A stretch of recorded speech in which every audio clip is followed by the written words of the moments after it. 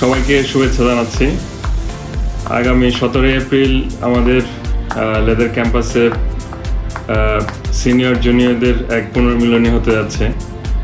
তো এই পুনর্মিলনী অনুষ্ঠান আমাদের সবার আগ্রহ থাকে সিনিয়রদের সাথে দেখা, ছোট ভাইদের সাথে দেখা, ফ্রেন্ডদের সাথে দেখা। তো আশা করি আমরা সবাই অংশগ্রহণ করব এবং ক্যাম্পাসকে আরও প্রাণবন্ত করে তুলব, স্মৃতি রোমন্থন করব, সবার সাথে আড্ডা হবে, আলোচনা হবে, কে কোথায় আছে আমরা এগুলো শেয়ার করব, জানবো।